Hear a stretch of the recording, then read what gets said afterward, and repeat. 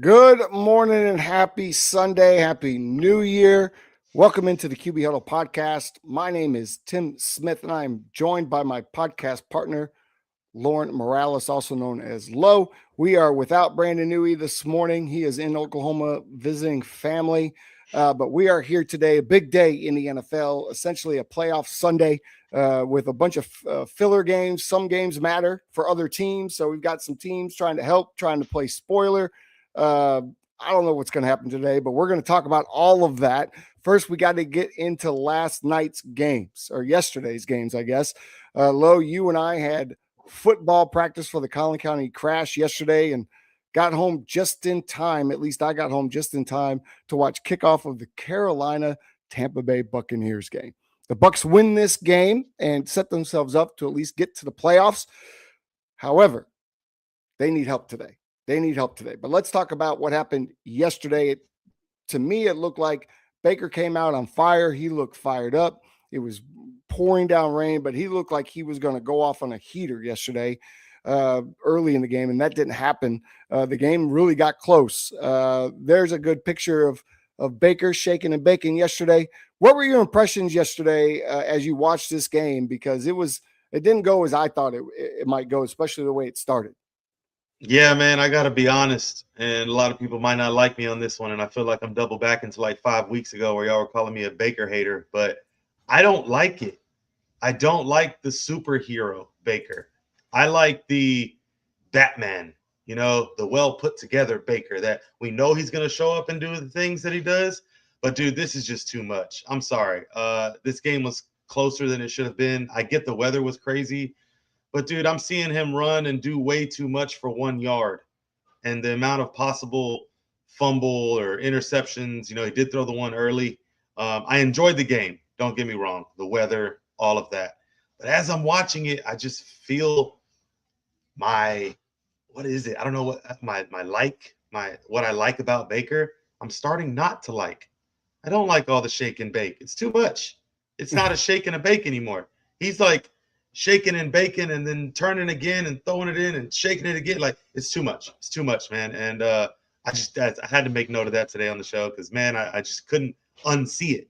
There was one play that he popped up. He did this, he did that, looked up, did this, was like half across the line of scrimmage, not across the line of scrimmage, and then threw it. And all I'm telling myself at this amazing freaking play is, what are you doing, Baker? So that tells me, like, it looks real semi-pro-ish, right? And we're very familiar with that. But I mean, it's the NFL. It's a crazy game. The weather, I get it. No receivers had gloves. Did you see that? They're all taped up. It was fun to watch, but if we're dissecting the QB play, wasn't a fan of Baker's performance yesterday. Sure, you got the win. And I was disappointed in Mr. Young as well, Bryce Young. So not like overly disappointed, just like you had 2 chances, man, last week and this week, just be in. And now Atlanta's going to go out and probably win. And then you're going to get in. It's terrible. But don't say that. Don't say that. I don't want that to happen. Yes, New Orleans needs to beat Atlanta today. Baker was working on getting a hold of the Atlanta Falcon hotel last night. So hopefully he was able to figure out where they were staying. Maybe give the entire team some food poisoning of some kind. I don't know that he would do that. They said let's he was do on something. An interview. Did you see the interview afterwards? He said, I am not a Saints fan, but tomorrow I will be. Everybody in the Buccaneer building is a Saints fan today. So this, it's weird. Who knows? Who knows what's going to happen? We'll talk about that game in a little bit.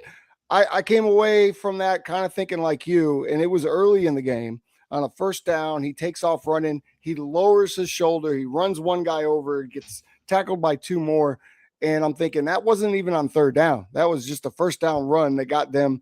And then they got kind of a short spot, and it got them to 2nd and 1. Bucky Irving back, that was nice. But, yeah, Baker's doing a lot. And I don't know if that's because he has to or if that's just the way that he's playing right now. Mike Evans doesn't look 100% healthy to me. He looks like he's, doing his best for the team, but every time he catches the ball, he's kind of wincing. He's coming out for a couple plays here and there.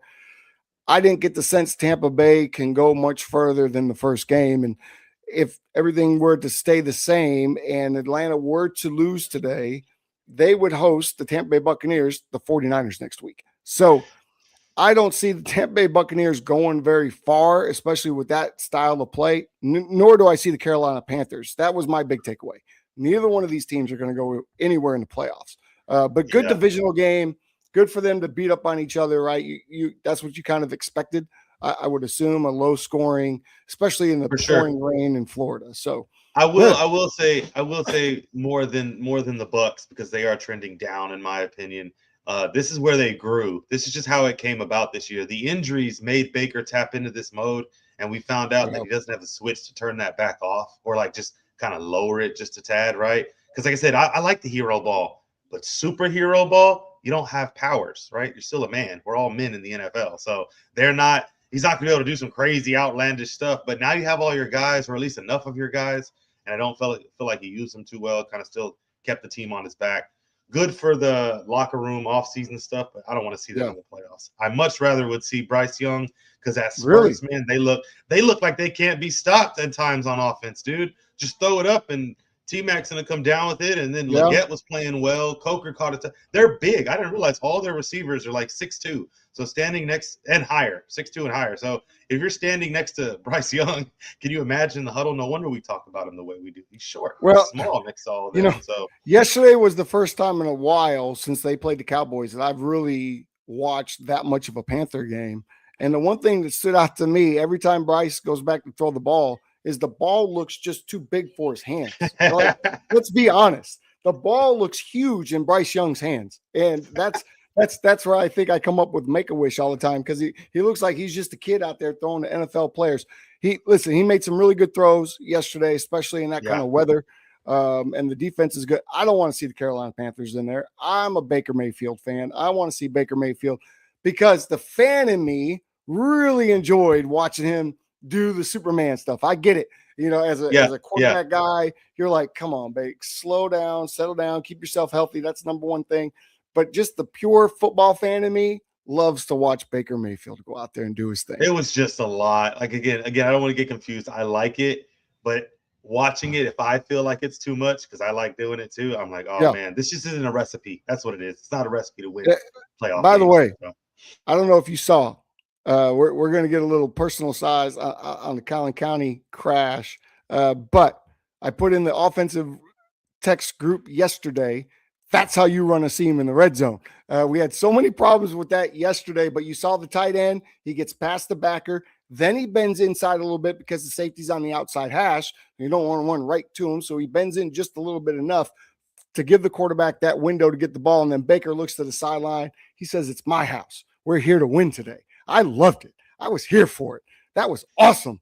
And then we got to the game. There was a couple scenes too. Panthers, as soon as you said that in there, I tuned into the game a little bit more and trying to pay attention. I had a double screen going on. Oh, they love the seam routes in Carolina. They run the seams in Carolina too. So I was just like, watch some film. It doesn't matter. It doesn't have to be your own film. Everyone loves watching themselves. Watch other people, man. Watch other people. So there you go. Yeah, good game to watch. So playoff started off the day great. It did. Now, I didn't get to watch this game live. I watched a little bit of it. My wife and I I had gotten her Beauty and the Beast tickets last night. They're on tour. The Broadway show is on, tour or whatever. So we went. It was an awesome show, by the way. But I had to kind of tune in a little bit. So I was kind of watching. I was getting text messages. Obviously, Brandon Newey, big San Francisco fan in another group text. So I'm kind of knowing what's going on. I did watch rewatched the game this morning. Man, Brock Purdy, he was absolutely, what's the word? Caged up last night, especially in the first half. In the first half, his passes were averaging, I think, 1.1 yard in the air, which is the lowest for him all season. That Seattle defense looked playoff ready to me. Now, the game went exactly as you said it would. Elaborate. I was like, "You gonna give it to me?" Because I pretty much called this, bro. It did. I feel bad for. I was watching and I was thinking about Newey the whole time. The only thing I got for the 49ers that I do feel is like a reason, or I don't want to call it an excuse. You are missing your 12-time All-Pro tackle, left tackle. That was felt. Purdy was stepping up about a half a click earlier than he wanted to in most cases. making him have to make the decision to take off running or kind of let a ball go a little early, which leads to some inconsistencies when it comes to his accuracy. I thought it was a great game plan by Seattle, but it was the obvious one. Run the ball, dictate this game, never let it get out of hand, never let it get too chaotic like the Bears and 49ers game did, because that's not where you want Darnold, right? It's definitely where you want Caleb, absolutely. But you don't want Darnold there. He was calm, cool all night, 20 for 26, almost 200 yards. No touchdowns, but he didn't need to. They were running the ball, dude. Like, both of them carried the ball over 15 times and had 75 or more yards. I think K9 almost had 100. Charbonnet got the touchdown. And then after that, it was all defense. I will say the 49ers, I know you said you tuned in, but not sure if you saw all these. There was at least 3 to 4 different times that I thought they should have went for it. You're 4th and 2, 4th and 1. This game isn't high scoring like you want. You got to at that point. McCaffrey disappeared. 8 carries for 23 yards. Yeah. I mean, and then you're like, okay, yeah, but maybe he caught the ball. No, only 6 times for 34 yards. He was bottled up all night. It was bad. It was bad. Not a good look for the Niners. I think this kind of cooled them off a little bit. But let's be real, man. We were living in fantasy land. Can you imagine? They're about to go home field throughout the entire playoffs and possibly play the Super Bowl at their own house.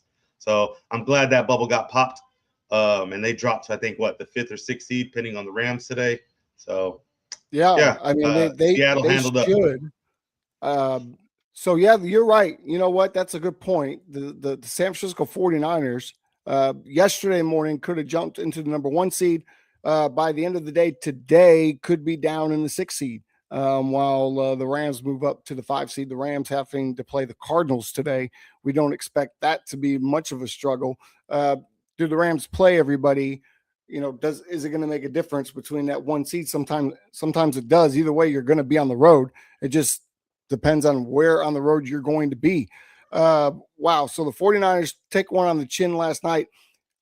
Last week looked like a Tecmo Bowl game. This week looked a big one. I don't want to downplay it, man. They didn't score a touchdown. We're talking about 10 touchdowns scored from Brock Purdy in the last 2 weeks, and he didn't get one. Well, yesterday. Again, this is a division game, right? It's for the number 1 seed. I mean, there's so much at stake, and these two teams know each other so well. So you had to assume it was going to be a little bit more lower scoring, more of a kind of a Thursday night game feel, kind of a slobber knocker out there. And that's exactly what it was. Christian McCaffrey, like you say, kind of disappeared. The interesting thing too, at the end of the game, Brock Purdy takes a big hit to his left shoulder and has a stinger. They say that he should be okay, but he's going to have to play next week. And that's probably not going to be very comfortable. So that's something to watch. How healthy will Brock Purdy be? But what a game last night, and really got treated, if you were able to watch that, a real true playoff game. And what do we always say wins in the playoffs in the NFL? Run the ball and play defense, and Seattle showed that. But do you trust them, even at the number 1 seed? Do you trust them to take this thing all the way? That was my next point, and all the graphics last night kept pointing to it. It's the elephant in the room, right? But it's out the bag. Like, it's not. It's Sam Darnold. So I trust the Seahawks. I trust in Jigba. I trust that very active offensive line. I was watching them heavy last night because they run kind of a similar scheme to how I like to run it. It's very zone heavy. They move a lot, let Charbonnet and K9 pick their holes. So it looks really good. I like the line. I trust the running backs. They don't turn it over too often. Sam Darnold, though, I don't know. He went up for me. He did. But we've seen this. He plays well in the regular season. I don't know if it's – there he is again. I don't trust him fully yet, okay? I don't trust him fully yet. We're still sharing locations, okay? Me and Sam Darnold still got the share location on because I don't know where he's going. I don't know what he's going to do, but I'm definitely paying attention. And I got to say, though, I am rooting for him. I am. This was a revenge tour, man. He knocked off Carolina. He knocked off the 49ers, both at their respective houses. And now he gets home field throughout the playoffs in possibly the best home stadium to play in. Yeah, it is interesting. He's able to go back-to-back years, end up with the number 1 seed on 2 different teams. So that's pretty remarkable. Good for him. Now, he blew it last year in Minnesota, as we know. Will he blow it this year? I don't know. We'll have to see. As a Bear fan, I sure hope so, because I'd like to see the NFC title game in There it Chicago. is. I knew it was But coming out. so, yeah, I will not be rooting for the Seattle Seahawks to win any of these games at all. Of course, the Bears have their own struggles ahead of them today. But let's get into some of these games today that matter. We've already kind of touched on it. New Orleans at Atlanta. You know what? Before we do that, we have to give the clear picture. My apologies. Let's back up a second. I got to give you the playoff picture and what it looks like and why these as games of today, yeah, before as of it right goes now. in. Yeah. AFC, the Broncos at 1, the Patriots at 2, the Jaguars at 3, the Steelers at 4, the Texans at 5, Chargers at 6, the Bills sit at 7. They can move up today, but it's likely that they will, because the Chargers seem to be sitting everyone this afternoon when they play the Broncos later today. The Seahawks sit atop the NFC, as we know. The Bears at the 2. They can drop today should they lose the game to the Lions, which they did lose to the Lions earlier in the year. So what's the motivation for Detroit to come in and ruin Ben Johnson's day and take them out that number 2 seed? I think that's exactly what they want to do. Yeah. The Eagles right now are at 3, already winning their game. So if the Bears were to lose today, obviously they would jump up to 2. 49ers at 5, as we talked about. Rams at 6, Packers at 7. So here's what matters. Right now, the Buccaneers sit at 4.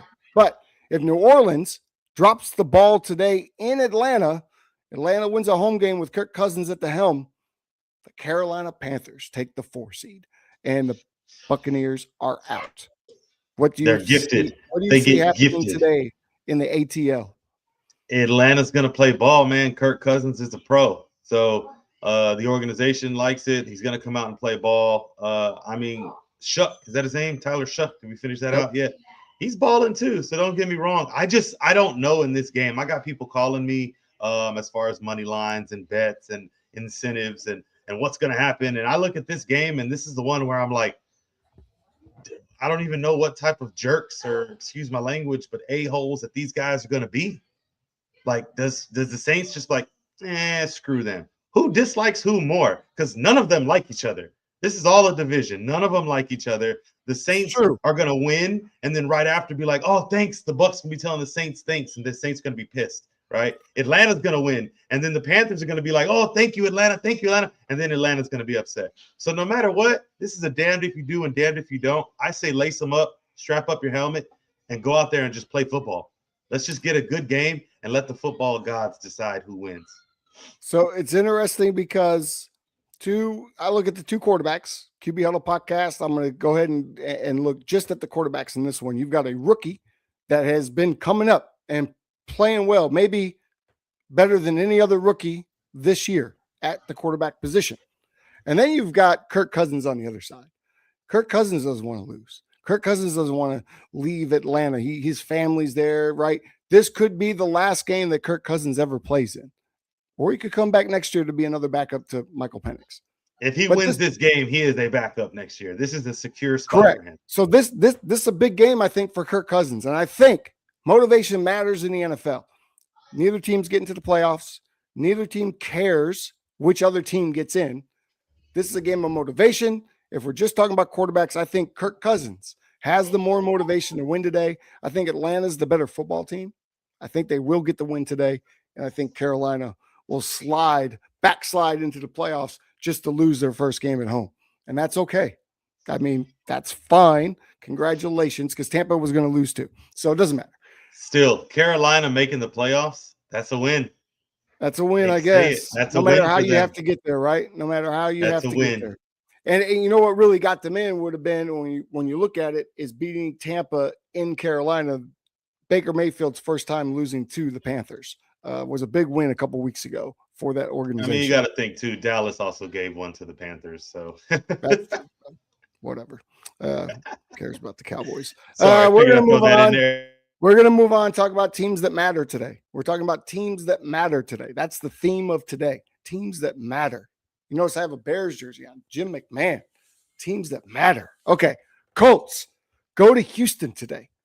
Now, Phillip Rivers is going to sit down. He will not play. He is done playing forever, is what he said. I believe him. The Colts at Houston. Houston needs a win to stay at the 5 seed or move up even and win the division should the Jaguars lose today. So that's a big one. There's no way the Houston Texans drop this game to the Colts today, right? Not to the rookie quarterback. It's not happening. Nah, No chance. no way. No chance. So the Texans, we assume, will stay at the 5 because the Yeah. Jaguars play Tennessee today, right? And that's the next game that we're talking about. That you can't tell me that you're a playoff team and that you're ready to make a playoff run, Jacksonville, and lose to the Tennessee Titans today. There's no chance that can happen. So no, Jacksonville's in the same Jacksonville spot. Stays where they are because they are going to play their players, right? You want to win the division. Yeah, they're right? playing. Okay. You're right. They hope it gets out of hand quick, and then they can sit them. But they can sit them. They're playing. Yeah. Very good. I love that. The next big game. This is a 325 game. I'm excited about this one because the Bears can sew up the number 2 seed today by beating the Detroit Lions. Ben Johnson.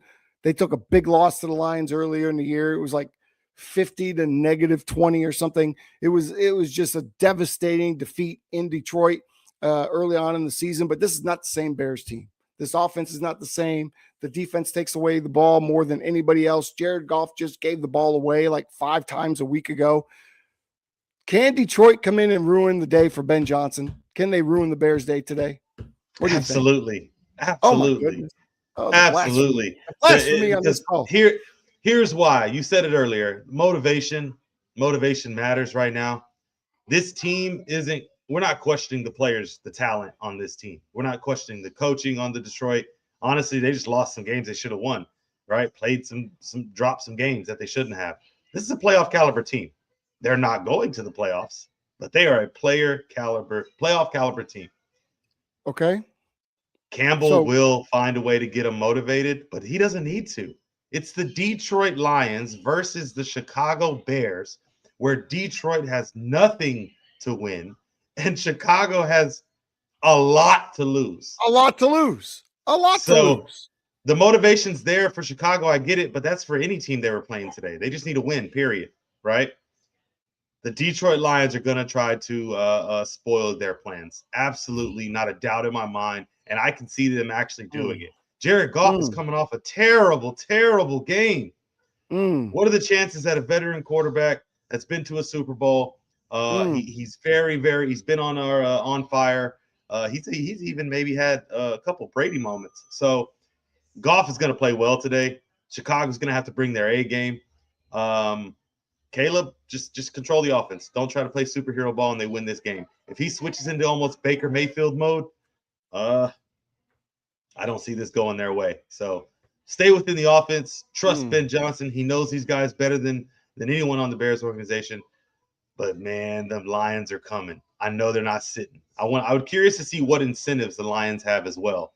How many yards Gibbs needs, any passing yards. You got to think. This is incentive week, right? So motivation matters. I got the Lions, bro. I got the Lions in this one. Hate to say it. All right. Well, I hope you're wrong. Yeah. I hope you're wrong.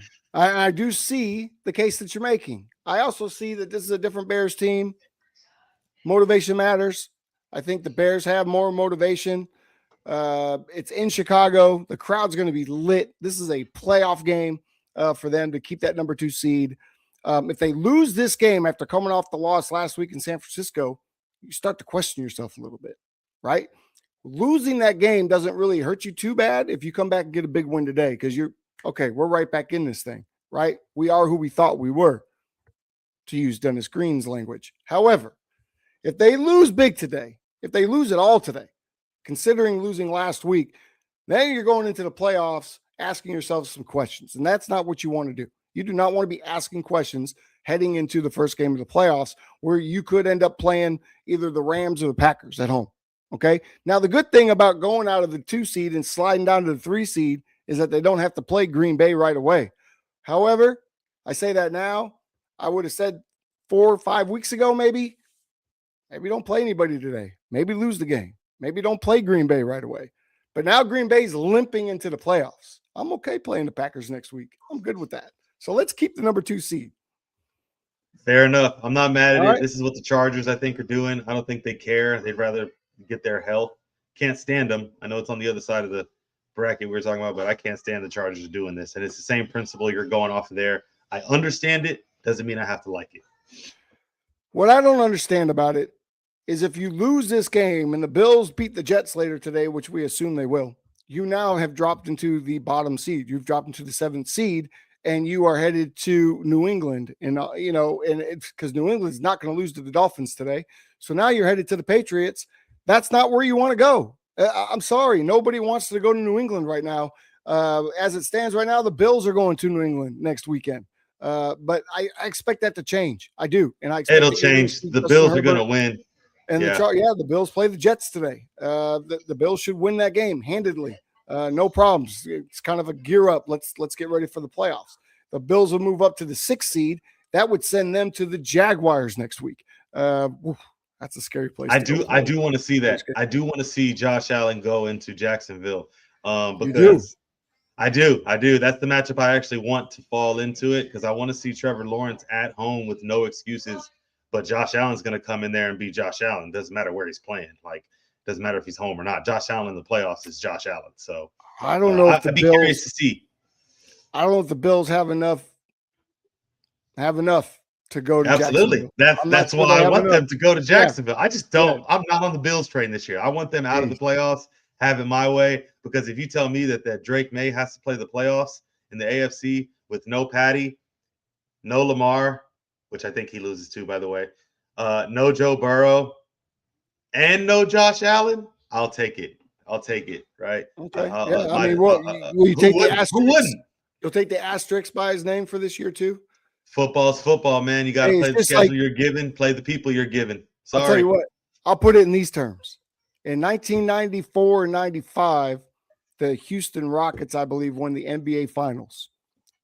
Those finals have asterisks by their name because Michael Jordan wasn't in the league in those 2 years. He had gone to play baseball. So with Patrick Mahomes out, with Lamar Jackson out, if Josh Allen's out, whoever in the AFC goes, just a little asterisk. Should have did better. Should have did better. No, it's an asterisk saying this is the new guy. That's what it is. Oh my goodness. I don't like the Chargers sitting people today. I think I don't understand it. The Broncos certainly I would expect would not sit anyone. They want to keep that number 1 seed. They want to buy. It's very, very important. I was hoping you had insight. That's your guy. That's your coach. This is a coach's decision. I don't understand. You play to win the game. Health. You play to win the game. I don't. Well, and I'll say this on behalf of Harbaugh. Going from 6 to 7 isn't a big deal, and Justin Herbert's beat up. He is. To give him a week off probably do a lot of good. So I guess I'm okay with it from that standpoint. A week off knowing you're about to have to travel to the East Coast and play in the cold no matter what? I don't know. I mean, yeah. Would you rather go to Jacksonville next week? Because that's where you would end up going.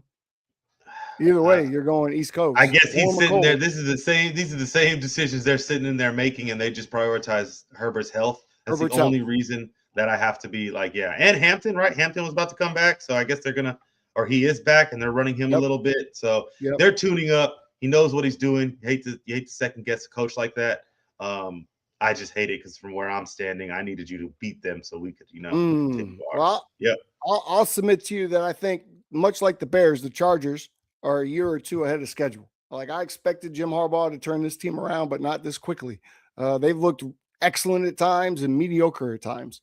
We'll see what they come with in the playoffs, but they are going to be on the road. Because you're looking ahead and you look at that division, and you might not get another year where Patrick Mahomes is not in the playoffs. Denver did get in there. I just figured the Chargers might capitalize more instead of kind of coasting. But I get it. They lost that game 2 weeks ago, and that kind of hurt them. Yeah, that kind of set the tone for them, I think. Yeah. Yep. So I get it. I just hate it. Here's the game of the day, I think. Outside of the Bears-Lions, as a selfish person, the Baltimore Ravens go to Pittsburgh tonight. We get a classic Ravens-Steelers defense run game. Derrick Henry, you imagine, is going to be a big part of the plan tonight. No DK Metcalf for the Steelers because of the dumb shit he pulled a couple weeks ago and getting yourself suspended for 2 weeks going into the playoffs. But you have Aaron Rodgers. You lose this game, Aaron, and your career probably ends on a Sunday night in Pittsburgh. But you win this game. and you get at least one more home game. What's going to happen tonight? This is for the division. Aaron said it, and when Aaron says Google me and check my stats, he said he has never had a bad game after a stinker. Said it's rare that he puts 2 stinkers back to back. I wanted to go look it up and see, but I trust him. This is the same man that told us 10 years ago to relax. This guy knows what he's doing. It sucks not having DK. That really was felt last week because the offense kind of runs around him. And it also made me see a lot of fair weather fans out here, people that are upset and Steelers are all this. Man, Aaron Rodgers is a master at what he does. You take away one of his focal points. The fact that the fans didn't feel like he was a focal point, he's not even that big of a deal. He is the focal point. Everything runs off him. All the hot routes, all the checks, they're off of where DK is lined up. So, I think he wants to get him back and make a run with him. I don't see Lamar. Lamar is playing, if I'm correct. He is. And I don't know how much. I don't know if he's 100%. Regardless, he's not. You showed your hand. Yeah, and you showed your hand last week. Like, you can hand the ball off to Derrick Henry all you want. The Steelers are going to be ready for that. Y'all did finally go back to it, but this was something the Ravens should have did all. I think I was screaming this all year long. Run the damn ball. That's what you brought him over here for. He was supposed to get the ball over 20 times a game. 36, a little excessive, but when Lamar's out, 36 seems about right. So I don't know. I want it to be a good game. I think it will be a good game because these defenses and who they are and they know each other and the organizations and the history and the pedigree, all of that. But I don't see Aaron Rodgers getting flustered. I got Aaron taking this one, making his run, going to the playoffs. This is what he wanted to do. Why he chose the Jets, I have no idea. But this is more suiting. Get a team that has a defense. Let Aaron do his thing. Man, I got the Steelers in this one. It's all about the Steelers, though. Nothing the Ravens can really do. I don't think – I mean, the Steelers, to me, to win this game, obviously, number one thing, stop Derrick Henry. You must find a way to slow him down. Typically, the Ravens slow them down themselves by not giving him the ball. That was different last week. I think he had 32 carries a week ago. Can he sustain that for another week, 2-3 weeks? Probably not. Not even as big and powerful as he is. But this is about Aaron Rodgers to me. This game is about Aaron Rodgers to me. And there's no way the old man's going out tonight on Sunday Night Football in Pittsburgh in a regular season game. He's going to go out in a playoff game. And so tonight, the Steelers get the win and win the division championship. And not a very good team, not a great record, but they're going to win the North. I think we see a different Aaron Rodgers, man, like the one that we've been waiting for. You got to think, when you do this so long, it's really Tom Brady-ish the same way. Like, they don't get excited for week 14 matchups, week 7s. Nah, this one is something where Aaron's kind of been before, but other quarterbacks haven't. He likes this, man. He likes this shit. He likes it. I'm sorry. Aaron's ready. Aaron's ready, in my opinion. And if Lamar was healthy, I think he'd be ready too. But he's playing within a scheme right now because of his limitations. The Ravens have their own limitations. I'm sorry. It doesn't look like – I don't even know who the OC is in Pittsburgh because it's Aaron Rodgers. Like, that's who everything runs through. So I'm excited to see this game. Definitely top game of the day, in my opinion, then Detroit and Chicago, and then New Orleans and Atlanta. So those three are going to be mine. Yeah, exactly. And so it kind of works out great. Like, typically I'm watching, 4 or 5 games at once. I will tune into the Cowboys game because it is the Cowboys, but I want to watch that New Orleans Atlanta game. Then at 3:30, I want to watch the Bears game. And then tonight I want to watch the Steelers and the Ravens go at it. So a little bit more focused today as opposed to trying to watch 18 games at one time. Just a little bit more laser focus. Speaking of laser focus, the playoffs start next week, even though there's some games today that count as playoff games.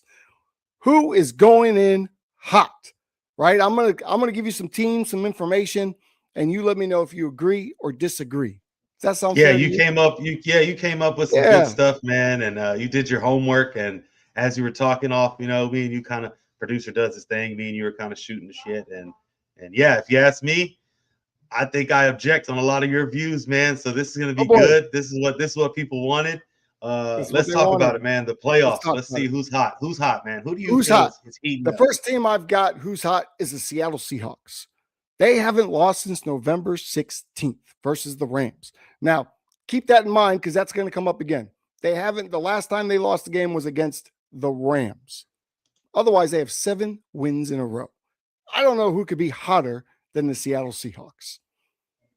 Some Agree? quality Disagree? wins. I do agree, but it was after last night. So if you would have had this prior to last night, I would have been like, I just don't know if I trust them, right? We still have a little trust battle going on with Sam Darnold, but I'm sorry. I'm not denying it. The Seahawks as a whole, they are smoking hot right now. They just handled up, man. Like I said, the 49ers are no slouch. Let's not forget how high everybody was on these dudes the last two or 3 weeks. And yeah, they didn't just beat them, dude. They beat them with 13 points on the board. Yeah, they are hotter than a hot bag of Cheetos right now. Good for the Seahawks. 49ers at 6-1 before last night in their last 7 games. They hadn't lost since November 9th. By the way, that was also to the Rams, so keep that in mind. Both the 49ers Seahawks dropping games to the Rams, then went on heaters. They beat the Bears a week ago. They lost last night's game, but to me, that offense, Brock Purdy has been on fire, and the 49ers, regardless of last night, are still hot coming into these playoffs. I would say regardless of last night as well, but it did happen. So I'm going to go with my gut because I called it. I said it would happen earlier in the week. They were hot. The offense was hot. They found their little fun. But that's just how Shanahan works, man. Like they're so inconsistent at times. And I see this in other offenses that come from the tree as well, such as the Dolphins, McDaniel and guys that have been a part of the Shanahan stuff. They go and they fail elsewhere. And Shanahan's like, come on back, Saleh. Right? McDaniel could be the run game coordinator or offensive coordinator for the 49ers next year if he keeps it up. So Shanahan and them just have this thing around inconsistency sometimes. And I wasn't sold on the Niners. I was more sold on the Seahawks. They handle business. I don't see the 49ers being as hot as they were now. To put up only 3 points in a game that mattered for you to play home field all through the playoffs and in the Super Bowl if you make it, I expected at least a touchdown. You did. I expected at least one. Defensively, special teams, offense, somewhere. Especially if you'd have told me that Purdy had 10 total touchdowns and I could have took the under on 1 touchdown, man, wish I would have took that bet. So 49ers, no, you got them hot. I got them on the skillet, if you will. They're just kind of warming. I don't think they're that hot going into it, considering you do have the Rams and the Seahawks who are biding their time, if you will. So, no, we differ on the 49ers. Knew he would be upset, but I don't know how he would defend this one. I'd be curious to hear on Tuesday. How do you defend the 49ers? A stinker? I think it's more than a stinker. 3 points. I don't think it's a stinker when you 3 think about points. How good that defense is. I think they sometimes they just put up 40 points on the Bears, and that's not a slouch. But listen, sometimes you empty the gun, and then the next week you don't have any bullets left. I think they just ran out of bullets. They'll reload. They'll have to. By the way, I just looked it up. Regardless of what happens with the Rams today, it looks like because of tiebreakers, the 49ers stay in the 5th seed, which means they're going to go to that winner of the NFC South next week. That's the type of game that gets them right back to feeling great about themselves. So to me, I get what you're saying. You think they've kind of cooled off a little bit. I do think that maybe the temperature came down, but I think next week is going to allow them to get hot again and get right back and become a very scary team. To me, fair enough. In my opinion, the Bears are hot coming into these playoffs. I know they lost. They lost to the Packers. Then they beat the Packers. They lost to the 49ers. However, they've lost 2 games since October 26th. And they are the league leader in takeaways. When the last time they did that was 2006, when they went to the Super Bowl to play the Colts. They barely lost to the Packers. They barely lost to the 49ers. Those 2 losses to good teams, right, by a touchdown or less. To me, the Bears are a team that win today, keep that number 2 seed. Now, they lose today, that temperature goes way down. But to me, they're still firing on all cylinders, regardless of the shootout loss a week ago. And I think the Bears are hot coming into these playoffs. I agree until today's game gets played. So I got you. They're hot. They're heating up right now. But today you have to win this game. I don't even think it has to be pretty. You have to win this game, though. because Detroit Lions are going to put up a fight. So I'm giving them the fact that they came off the 49ers. They got all these things, but you got to win this game today. If not, I'm talking, like you said, temperature goes way down. Way down. If the Bears drop this game. Yeah. Questions Agreed. start being asked.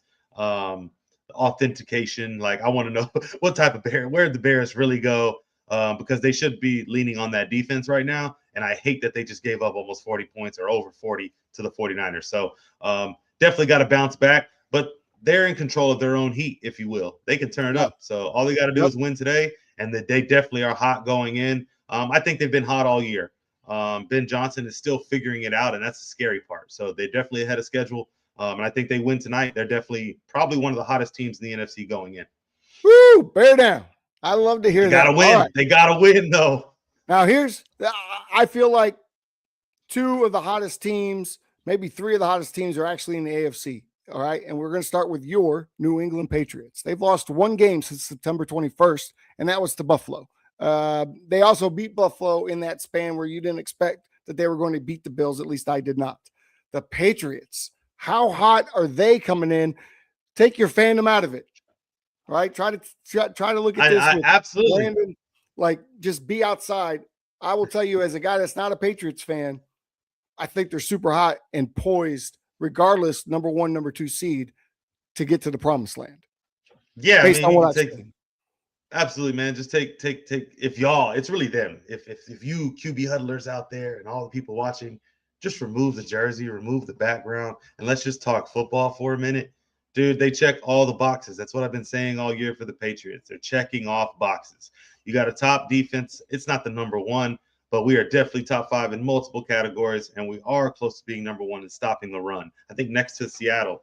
But other than that, dude, we got a quarterback. We got 2 Pro Bowlers in your corner. You got this friendly graphic up here as we get back to the AFC East champions. We unveiled the cool uniforms this year. Drake May is playing great. He was in the MVP talk before he even had a 300-yard game. They talk about strength of schedule and all these things, but man, they're doing it right. And it's that guy on the left that y'all are looking at right there. Vrabel came in and changed this entire organization. The tough thing was he just reverted a lot of the stuff back to what it was. The Patriots are hot. They're playing great football on all 3 phases. They're not a team you want to play early in the playoffs, given the home field. But again, like the shirts say, and this is where the fandom will come out. Been there, won that, right? Been there, won the AFC East. No big deal. Our goal is always get to the Super Bowl. Yes, it's spoiled, whatever. I talked to so many fans this past week, and they're Dallas fans, and I work in retail, so they're still repping their star. And I just, pose a little question, man. How you feeling? Oh, and they just start venting. But they always end up with, oh, who are you a fan of? I'm a Pats fan. Oh, y'all should have been in there way more longer. Y'all should have felt this for like 10 to 15 years. It's too soon. And I don't care what people say. It is too soon. I'm also a fan of the Spurs. We're rebuilding pretty quick. So sports have been good for me for the last 20 years since I was of age to be a sports fan. And yeah, man, we're back. I hate to say it, the Patriots are back. We're not back to where we want to be, but NFL talk-wise, this is where we should be. We're hot. We're hot going in, and that's different, right? For years, it was just make the playoffs because we had Tom Brady. Just make the playoffs. No, this year we're rolling in with some momentum. I like what Vrabel's doing. The media is trying to distract us all with all these things coming out around Diggs and Milton Williams and da-da-da-da. That's not the media. It's been around, though. Dumb stuff. No, these are old. This is old. The media is only bringing it out right now. This has been the NFL. He just got charged. The media didn't charge him. The police. But the NFL has known about it. The NFL has known about these talks. We've been in. So now the NFL is colluding against the Patriots to get Diggs out of there. Is that what we're doing? No, absolutely. The Patriots just got to the NFL first. No, the Patriots got to the NFL first and let them know real quick. We do things the right way. Remember, we had a guy walk out in handcuffs of our organization. So we know how it goes. These are all men. We treat them as such. But when they walk into the Patriots building, it's just do your job. Mind you, Diggs needs 8 catches to earn another $250,000 today. Is he playing today? He hasn't been put on the exempt list yet? Okay. He's not put on there yet. No, because they're all allegations, and that's why nothing was ever investigated. They're not allegations. They're actually charges. They're actual charges, which I guess are allegations until you go to court. These are charges. Yep. These are charges. Fine. Okay. As That's long as we fine. know There's that. nothing to investigate. I'm hoping that Okay. he gets out of this. Either way, it won't be done until after the season. So, yeah, Diggs is here. He Okay. should ball You out hope the rest not. of the way, even if he knows that he's not playing next year somewhere. Who knows, man? These things happen all the time. Well, But the he fact that we're might play talking about it, somewhere. He might play in a well, the penal fact that we're system next talking year. about the fact that we're talking about Patriots and their charges going into playoffs means, guess what? We're back. We got it. I mean, you're Receivers. right. The Patriots do things the right way. They've always cheated the right way, and they've always figured that out. You're right. The Patriots do things the right way. They've had murders within their organization. They do things the right way. Go Patriots! Right? 6 Super Bowls too, Wow, so we'll keep that that was a up. Patriot throw up right there. Well, that was Tom Brady. That was Tom We're Brady. hot. We're hot. Foxborough's not where you want to be, so come on, Herbert, come play. I really wanted to draft you, but when you come over here, we're going to show you exactly how Patriots handle How it's done. quarterbacks. Yeah. So yeah, okay. I think we're hot going in, though. I think you're right, and I think it's a fair assessment. All right, good. Whew. Now that we're done with the Patriot podcast, let's move on to the QB Huddle podcast. Let's continue.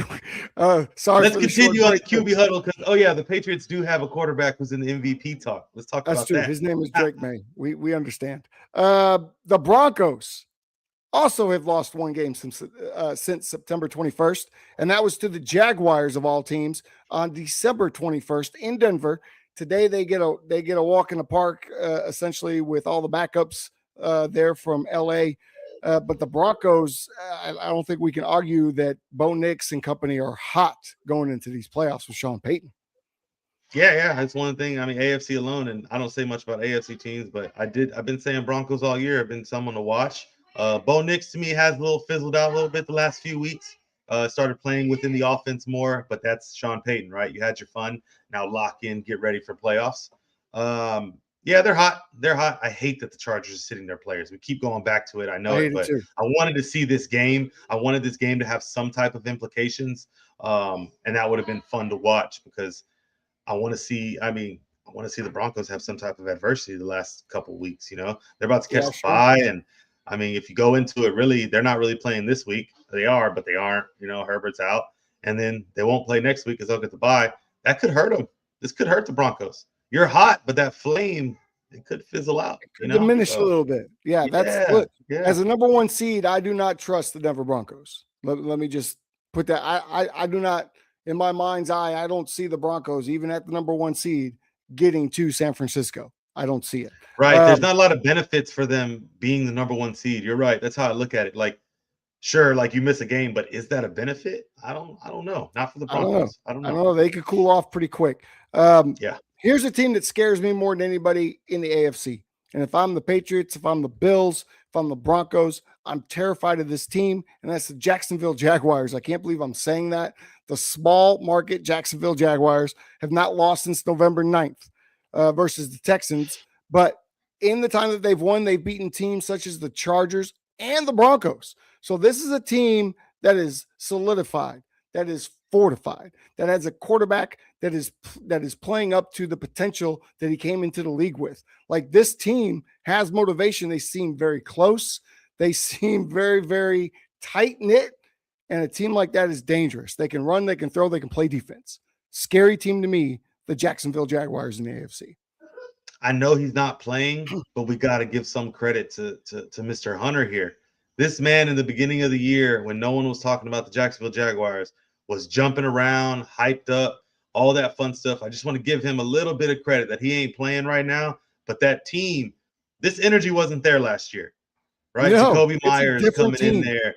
It's a different team, and not much has changed other than that young draft pick you got, the additional wide receiver, and some of your older draft picks on defense are now, maturing and having a defense. So I love what they're doing. You got a fearless leader who's opened up to the team, I think, and let them in as far as Trevor Lawrence goes.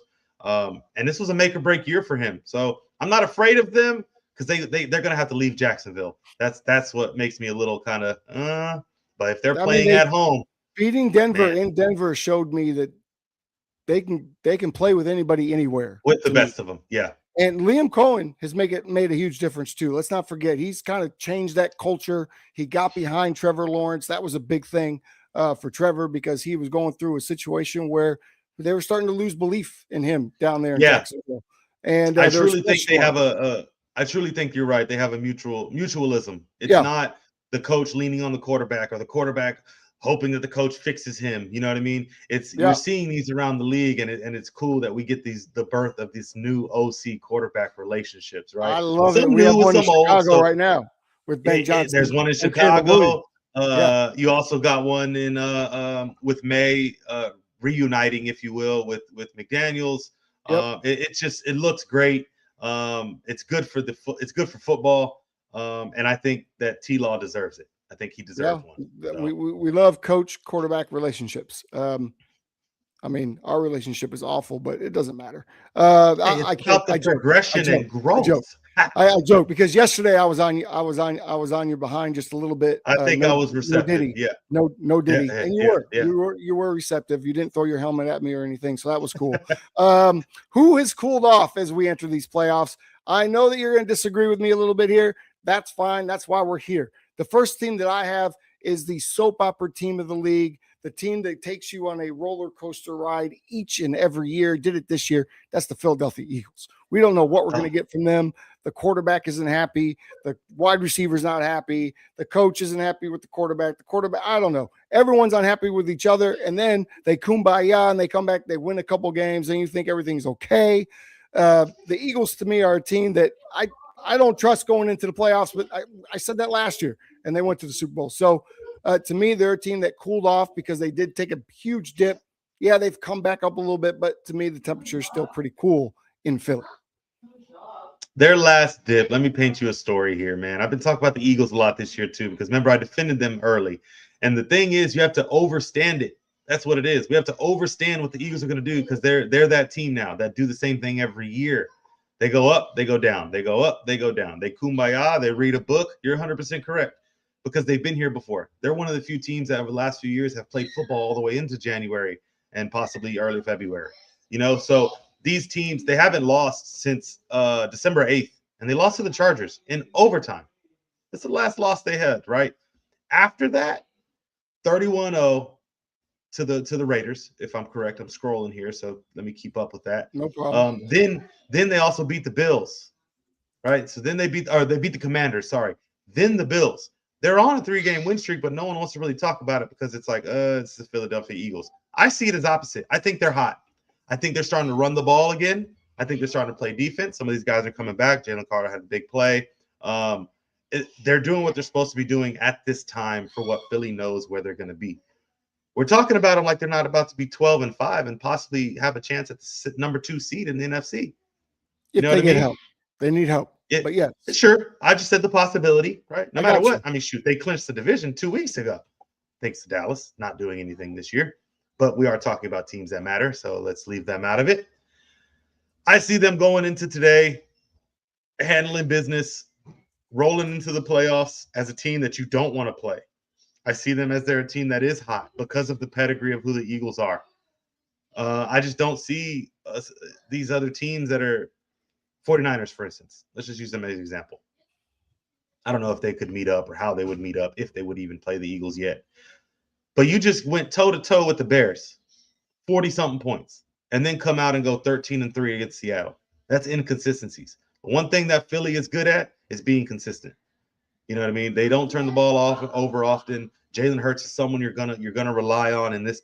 I don't care how he does it. He's gonna find a way to get it done. Philly's getting their act together quietly. After all the nonsense all year long, there's no Saquon Barkley distraction this year. There's just always something going on in Philly, man. There's always something going on there. And that I'm trying now not to let that bother me. So Philadelphia Eagles as a football team, they're still a complete team, top across the board. And they're right where we said they would be. Winning the division, possibly getting a second seed. Fair enough. All right. This team necessarily isn't cooled off, but they're coming into the playoffs with a quarterback that I don't trust. Me personally, and they've won some games, but they really haven't beat formidable teams except for the Chargers, and that's the Texans. CJ Stroud gives me the icks when it comes to playoff quarterback play. I don't trust him. He's the guy that's been a little bit of a roller coaster this year. So to me, the Texans, they've got the wins. They're coming in hot from a record standpoint, but to me, they're the team I trust the least in the AFC right now. CJ Stroud, year 3, right? Yes. He's year 3. No. Year 3, yeah. Yeah, year 3. 2, year 3, right?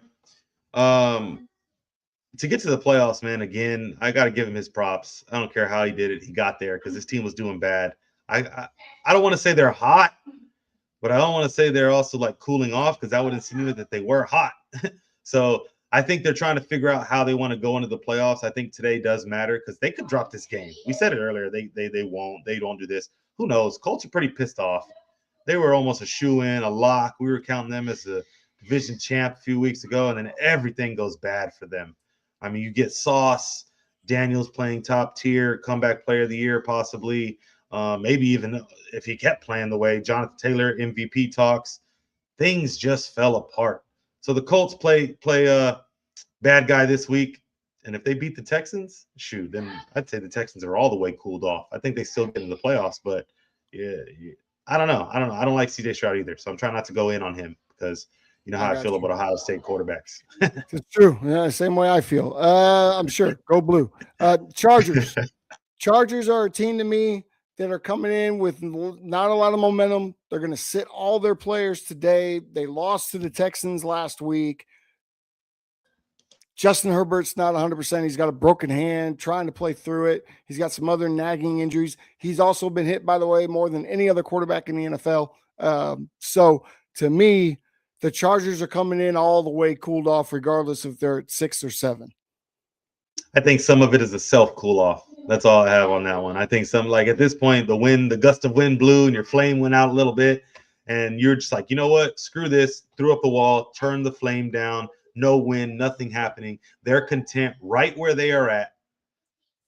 And I don't know how that's okay. I don't have those answers. Your guy does. Harborough has them. I know he does. I don't know what they are, but he's got them. And we think it's on health. We both here, I think, agree that this has to be a health thing. Nothing really changes for them, but you intentionally put your foot on the brake, for any type of momentum you had going. But let's be real. Like you said, you just came off that loss.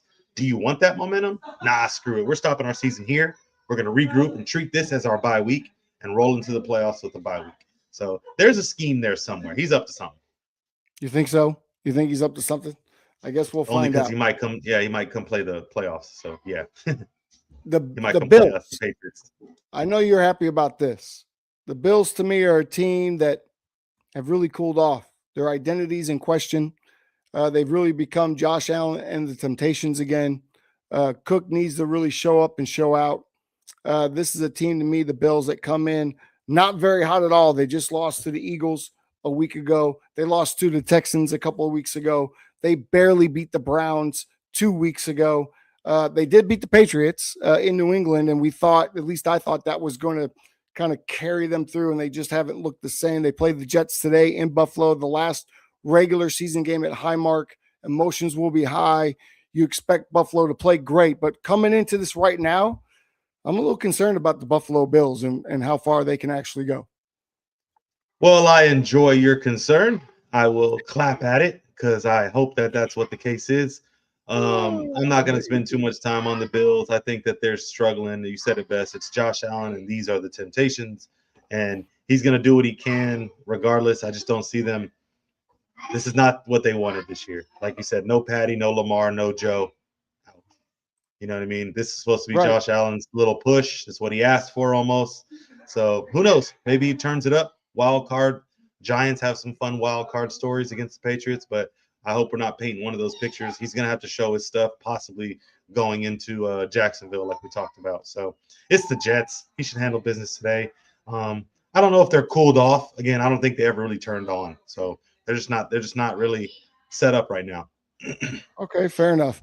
The next team I've got in here has cooled off. The Green Bay Packers, man. They've lost 2 in a row. Jordan Love's hurt. Watson's hurt. Not sure if Jordan Love is coming out of protocol today or not. Malik Willis has been playing decent. But and, of course, they lost their defensive star, Micah Parsons. The Packers, to me, cooled all the way off. And even at the number 2 seed in Chicago, I'm not scared of the Green Bay Packers coming to town.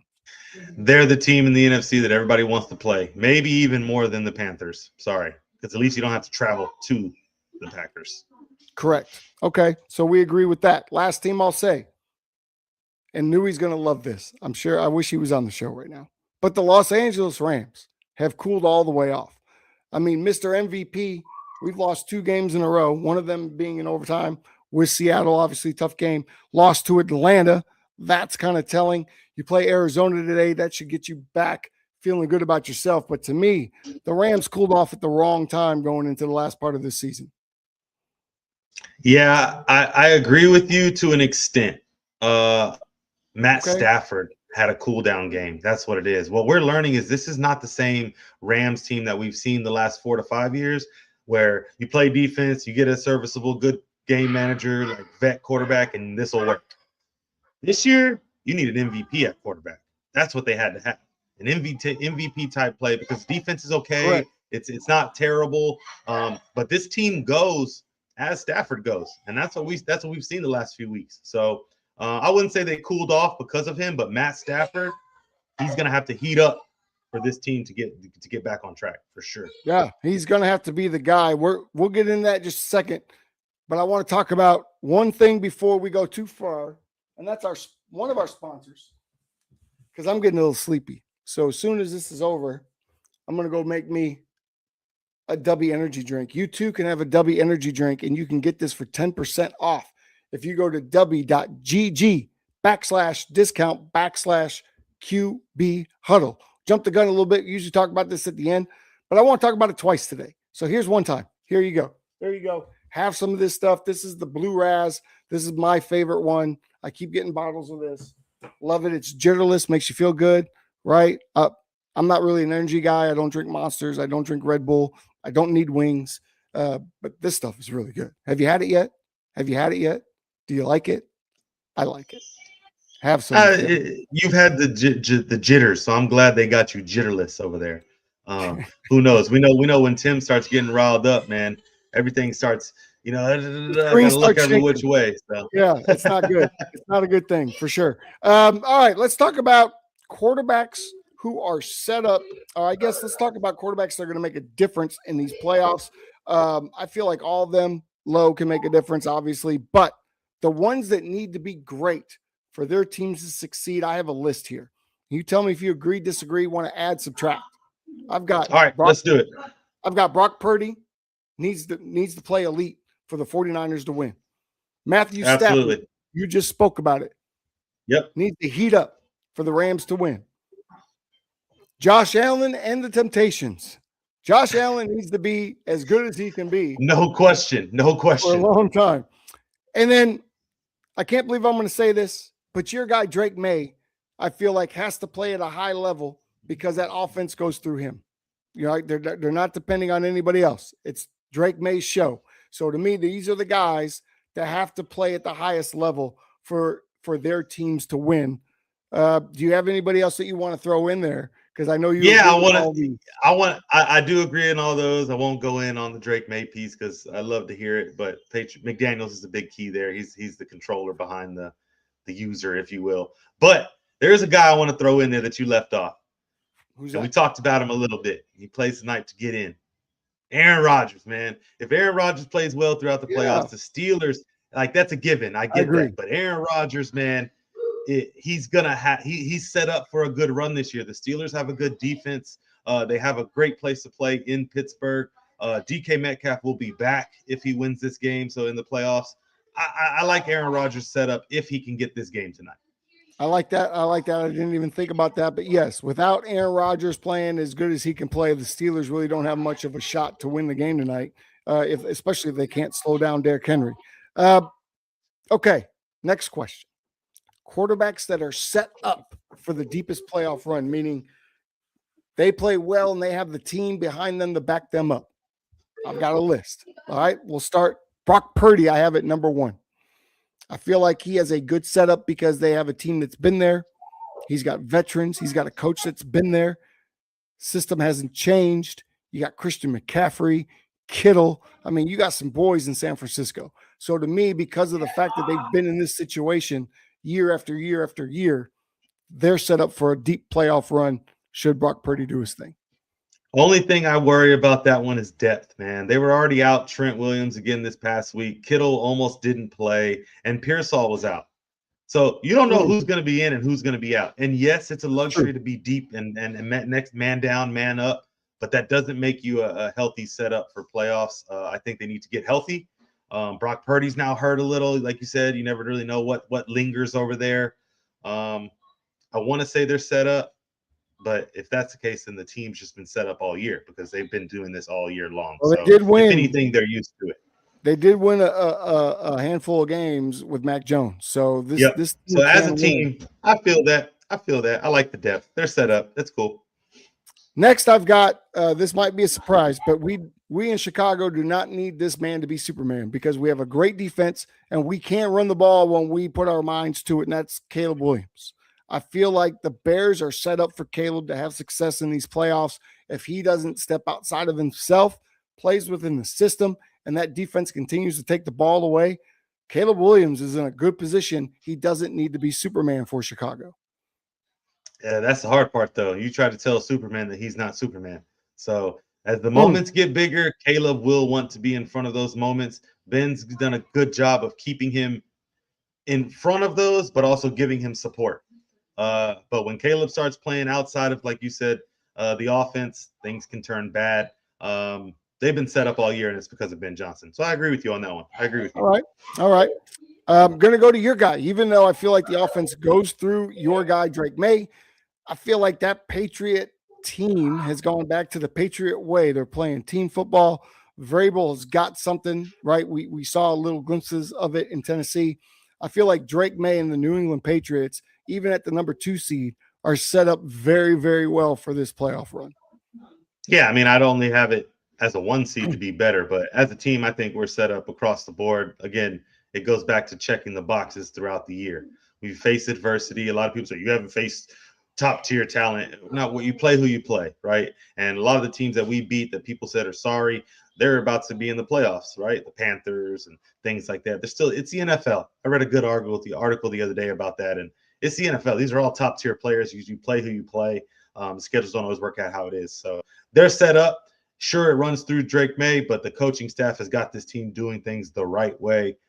As a comment earlier came, Patriots are doing things the right way. Yeah. So the right way. Yeah. Okay. We saw this last night, in my opinion. Sam Darnold is set up to make a playoff run with Seattle because not only will they be in Seattle, one of the toughest plays, if not the toughest place to play on the road in the NFL, but you can run and play defense. Sam didn't have a single touchdown pass last night. He also didn't turn the ball over. The Seattle Seahawks proved they can win by running and playing defense. They beat a very good football team on the road last night. That told me that Sam Darnold and the Seattle Seahawks are set up for a playoff run this year. No comment? Sorry, had to unmute myself. Yeah, we talked about it. It runs through Darnold almost. You know what I mean? Darnold's going to be the guy that makes or breaks it. We've seen this before. All of that might not matter because Minnesota was set up, I believe, the exact same way. And correct. It did not happen. So it's all on Sam. Come on, Sammy. I'm rooting for you. All right. I see. I don't think it is. I think last year he had to do more than he has to do in Seattle. To me, they have a better run game in Seattle and a better defense. So to me, better defense for sure. I think he can let some of that pressure go and should free him up to do some bigger things in the playoffs. We'll see. Here's a guy that I've always talked about is set up. Great defense. He's got good wide receivers, big wide receivers, fast wide receivers, and one of the number 1 running backs in all of the NFL with probably the number 1 offensive line in all of the NFL. That's Jalen Hurts, man. Jalen Hurts is constantly set up for success, and I don't think it's any different this year. I appreciate your consistency because this was a complaint of yours, like always. He's just set up so perfectly over there. You're damn right he is. He's you help me out here. What's Captain Kirk? Is that his name from Star Trek? Man, he's set up, bro. He's good to go. This offense hasn't changed. He just has to run it and dictate it. When he is not a dictator, things get really wishy-washy in Philadelphia. Like, he's there to make the right decision. That's what I think people don't understand when it comes to Philadelphia. Like, he only throws the ball 16 times. That's because he chose not to throw it on the 6 other times that they were pass plays. He definitely checks out a lot, reads the run. People have 6 or 7 in the box against Philly if you watch them play. Sure, is it boring? Yeah, a little bit at times. But that's old school smash mouth football. Fest. I hate watching the Eagles play. I hate watching them play. Well, he's set up very well, and I agree with you on that one. Thanks for giving Jalen some props, man. Yeah, even though you're giving Philly props, not Jalen. I don't think I'm giving him props at all. I think I'm just pointing out that he is a bus driver that sometimes this year has driven the bus kind of off the road a little bit, but he seems to have things back on track. The GPS seems to be working, and they seem to be headed in the right direction. So we'll see. The next guy I think is set up. This is purely because of his coach and the fact that they will have the number 1 seed in the AFC, and that's Bo Nix. Sean Payton's been there. He's done that. He knows how to win these games. He knows how to manage the clock in these games. I feel like that's such an important thing that people miss is managing the clock in the playoffs because it is such a finality type of situation. But Bo Nix, to me, is set up to have a run this year in these playoffs, whether they do it or not. He's set up for it. He was drafted for it. That's what he drafted him for. Payton knew what he wanted. I hate to say it that way, but yes, he is ultimately set up. This is exactly where Payton wanted to be. I do want to see that Broncos-Patriots matchup in the AFC Championship, just because who doesn't want to see Vrabel going against Payton? That's the real matchup, right? An offensive mind, a defensive guy. Man, I'll take that. And that means I'd be right about the Broncos then, but I would want the Patriots to beat them. Okay. He's definitely set up. I think he's the definition of this segment, though. If we talk about a QB that's set up for the best year's playoff run, it's Bo Nix because it started last year. Like, this has been going on. So he's probably the definition of this segment. Okay. For sure. Last guy I have that is set up for the playoffs. We talked about it earlier because of the culture change, because of the team behind them, because of the whole city behind them. Trevor Lawrence is set up to make a splash this year in the playoffs because that Jaguar team is very, very good. I think they're entering the scene. I'm with you. I think they're entering it. I don't know if they have a long run. I think just getting there to this year and how they got there solidifies them as a good team for the next couple of years. Almost like you were saying earlier, ahead of schedule, but I almost feel like the Jaguars fell behind schedule with Trevor Lawrence. So if anything, they just caught back up to where they were supposed to be. So I like it, though. I like what they're doing out there. I'm just curious to see, like you said, small market. We're not going to let that die, it seems like. We'll see how the small market team does playing with the big dogs. All right. We are 15 minutes from kickoff. So I tell you what I'm going to do, Lo. We're going to push the playoff scenario segment to Tuesday when we actually know who's going where instead of guessing. For some We've already touched on a little bit of it too. So we're good going into today. But I do want to end with this. The quarterbacks that you trust or don't trust in the playoffs. And this is what I'll do. Why don't we just go down the list? Instead, because I have some guys that I trust and don't trust. I know who they are, but we're leaving guys out. So let's go down the list of playoff teams. Broncos, Bo Nix. Let's just keep it short. We'll keep it rapid fire. Yep, rapid fire. Let's do it. Broncos, Bo Nix. Trust or don't trust? I don't trust him. I trust the organization. I do not trust Bo Nix either, but I do trust the Denver Broncos. Patriots, Drake May. Trust or don't trust? I trust him and both. He's been driving this thing all year long. I would say I trust him, except he dropped the game at home to Buffalo, which caused me some concern of what he's going to do when the lights are bright. They've had a weak schedule all year, so I don't really trust Drake May just yet. I got to see it. Jaguars, Trevor Lawrence, trust or don't trust? The way he's playing this year, I trust him. If he plays the way he does, I trust him. If he steps out of that role and starts trying to do Clemson Tiger stuff, you lost me. Okay. So, I'm going to say the same thing about him that I said about Drake May. I haven't seen it yet. I've seen it in the regular season a little bit this year. I've seen you win some big games. You win a game in the playoffs, I'll believe in you. I'll trust you. Right now, I don't trust you. I don't trust you to get it done. Okay. Chargers, Justin Herbert, trust or don't trust? I don't trust Justin, man. It's too early. They're ahead of schedule. I think Harbaugh needs another year or two with this guy before he shows, top tier. So now, I don't trust him. I love Justin Herbert. He's one of my favorite quarterbacks.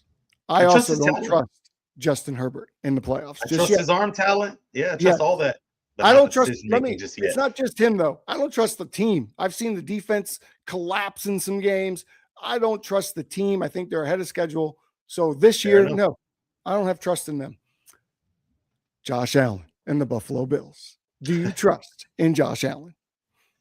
I hate to.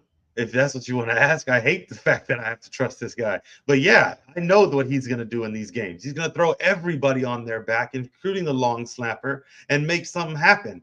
It's annoying, it's frustrating, and you almost – I hate to say it this way, but Josh Allen and the Temptations is a better version of Josh Allen than, him trying to play team ball. Like, it's reckless, but, man, that dude is dangerous. So, yeah, I unfortunately, everyone trusts him. The Bills trust him.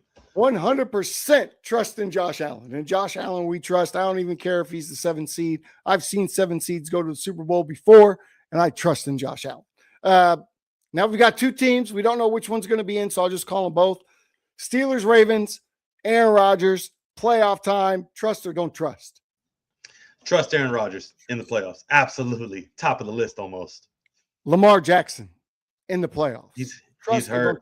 He's hurt. I'm going to keep it real. He's hurt right now. I don't trust him. And more importantly, I don't trust what's around you, dude. I don't trust the Ravens this year at all. All right. I do not trust Lamar Jackson in playoff time. And I certainly do not trust him this year just based on the fact that we know he's sort of forcing himself back tonight. Okay, NFC time. Seattle Seahawks, Sam Darnold. Trust or don't trust? I don't trust you yet. You got to show me. He's the what you were saying around Trevor Lawrence. He's got to show me. But man, I almost want to lean it because you have way more around you that is making me want to trust you, Sam. Right? I think I go back to what we said earlier. 0 touchdowns, 0 interceptions, wins the game last night. Run game defense, but I don't trust in Sam Darnold either. Too many big games that he hasn't played well in. This year, he's changed that narrative a little bit in regular season. Can he change it in the playoffs with the number 1 seed, man? Come on. You're going to have – I'm pretty sure Aikman last night, dude, on one play, they were talking, did this nice Sam Darnold promo. They come out, they break away. He's about to run the play, and he's like, all you need is this guy not to turn the ball over, and he's done a really good job at that. And that very next play, he slips and trips over the guard, stepped on him, fumbled in the backfield, and they got it back. But I was like, wow, like what the timing is impeccable for these commentators. Right. So yeah, just don't turn the ball over, Sam. And yeah, we trust you. I don't trust Sam. Okay. Even if he doesn't turn it over? I don't trust Sam Darnold yet. I don't trust him in that playoff game, even after last night. Okay, gotcha. Bears. Caleb Williams for Chicago. Trust or don't trust? You have to trust him. So that's why I'm trusting him. You ain't got nothing else. You have to trust him. You can't trust Ben Johnson to do it with whoever the hell y'all's backup is. No, that team is built around Caleb. He has sparked something the last couple of years. I think you have to trust him. So whether or not I do or I don't, I'm going with you have to trust Caleb Williams. I want to trust Caleb. You have to. Game in, game out, I want to, but watching him play sometimes can make your heart flutter just a little bit, not in a good way. I do not trust Caleb Williams yet. I need that stallion to be broken fully, and he's not broken yet. I don't trust him, man. We'll see what happens today. Hopefully he's able – he stepped up last week. It wasn't his fault that we lost the game or that they lost the game, Chicago, but I can't trust him yet because I haven't seen it. So let me see it. Eagles, Jalen Hurts. Trust 100%. 100%. He's driving that bus with no seatbelt. That's how much trust I got in him. I have to unfortunately also say I trust Jalen Hurts because he's going to do the right things when it matters most. That's because you're a smart man. Will they win? I'm not sure of that. I'm not sure that they are the same team they were a year ago on both sides of the ball, but I do trust in Jalen Hurts in those big moments. I do. I don't want to, but I do. Okay, number 4. We don't know who number 4 will be. Buccaneers or the Panthers. Let's just start with the Bucs. Baker Mayfield in a playoff scenario. Not the Tampa Bay Buccaneers, but Baker Mayfield. Do you trust him or don't trust him? I trust Baker. I just know he's going to do what Baker does. So at that point, you do need the team around you. And it's almost vice versa with Baker. You got to be able to trust what's around him in order for Baker to trust them. So Yeah, I trust Baker. I just don't want to see them in the playoffs. All right. I don't think the Buccaneers are going to get into the playoffs, unfortunately. If they do, I don't think they can win the first game, but I do trust that Baker Mayfield will play well. And I do trust that he will do everything in his power to put the team in position to win the game. And I'm going to skip over the next one and let you know. Oh, we do not trust Bryce Young in the playoff game. We do not trust Bryce Young in the playoff game. We do not trust Bryce Young in the playoff game. Figured we could keep that rolling. We do not trust Bryce Young in the playoff game. Okay, next. 49ers, Brock Purdy. Yeah. You trust Purdy. I 1,000% trust Brock Purdy. I would trust Mac. I would trust Mac as well. So okay. I would trust both of them. Two left. Los Angeles Rams. Matthew Stafford, up for MVP 3 weeks ago, now is cooled off quite a bit. Do you trust him to get it back? I still trust him. He's a vet. He's a vet. Last one. Easily. Last one. He's going to come out of concussion protocol either this week or next. Jordan Love, Green Bay Packers. Do you trust in Jordan Love to get the job done? When healthy? Yes. I do not. I do not trust in Jordan Love. I do not think he's the guy. He's had one great playoff game against the hapless Dallas Cowboys. I was there for that game, but I do not trust in Jordan Love yet. He has not earned my trust. And especially this year, the way that team is going, I have zero trust in the Green Bay Packers and definitely do not trust in Jordan Love. Now on Tuesday, does that wrap up our trust? Our trust. It does. Okay. Well, I gotta trust. Knew he trusts you. Does he not? Trust me? Yeah, knew he trusts you. Does he not? I assume so. I think we had a clip that he was trusting that you were going to paint them nails. Yes. And I don't know if that bet ever got upheld, did it? It has not. Now listen. It did not yet. On Tuesday, I'm going to sing a song. If the Bears beat the 49ers, what do we have here? What do we have here? I wouldn't be surprised, but if you can't, I'm telling you, Tim, if this kid is locked in, it's going to be hell on wheels. Actually, let's go further. I want to bet on this game. And I want to say that if the Bears win this game, you, Brandon Newey, have to sing the Bears fight song on this program. Shoot him one better, bro. Make him. If the Bears go and the Niners whoop them, Tim, you need to come on here with your nails painted like Caleb Williams. Oh, I need some red. Nail paint. That's doable, except I will tell y'all, my wife's going to be out of town, so who's going to paint my nails? I mean, you'll have to get the effort. Caleb does his own. Okay. So here we are. My wife was out of town last week. I tried to paint my left hand. It was atrocious, and so we didn't get it done. Knew he wasn't going to be on today. However, for Tuesday's show, I will have my nails painted because he'll be on the show Tuesday. I didn't want him to miss it. I didn't want to do that, and he wasn't here for it. Fair enough. He has to relish in that moment. I will at least have my left hand. Probably have my wife paint them tomorrow night. Be ready. The Bears better win. It's going to be bad if the Bears lose and you have to paint your nails on Tuesday. My God. Yeah, what a disaster. But I do have the nail polish as well as the nail polish remover. So I'm ready to go. Good job, Caleb. Yeah, thanks a lot, Caleb, for that. That's going to wrap it up, guys. We'll be back Tuesday morning. We come on live at 11:30 on Tuesdays. Tuesday, we will give you our full breakdown of what each of us thinks. There'll be all three of us that day talking about who's going to win and why and what the trail will be to the Super Bowl at Levi Stadium, because we are just a month away. How exciting is that? Any final words today, Lo, before we exit and get the snacks and get the kickoff? Lots of football still being played. Enjoy it. This should give you almost week one vibes to where it doesn't matter for some of y'all, and it's only week one. But then otherwise, you're going to get some playoff games. QB Huddlers, enjoy it. Hopefully, we gave you some insight in today's game or games, if you will. But you got to watch those three. Those three that we talked about, they matter. Those three matter. They're all three different windows. No excuses. Yeah, man. You got us, Tim. Get us out of here, man. Yeah, I mean, listen, we've all earned Sunday, so let's go enjoy it. Don't forget, one more time, get you a W if you need a W today. You can have a doobie and a W. It's all good, but definitely have some of this. You can get on the barcode. It's w.gg/discount/QB QB Huddle. It is excellent. Thank you to allaccessfootball.com for putting us out and putting us a part of their website and their family newsletter. Thank you to FanStream Sports, as we are part of the new FanStream Sports family. Thank you to Brandon Franklin of New Era Media for producing this show and making it look as good as it does. Thanks, Lo, for coming out this morning and joining the QB Huddle. We love doing this every single week, and we will see you Tuesday at 11:30. Go enjoy some football, and until then, keep those chains moving, folks.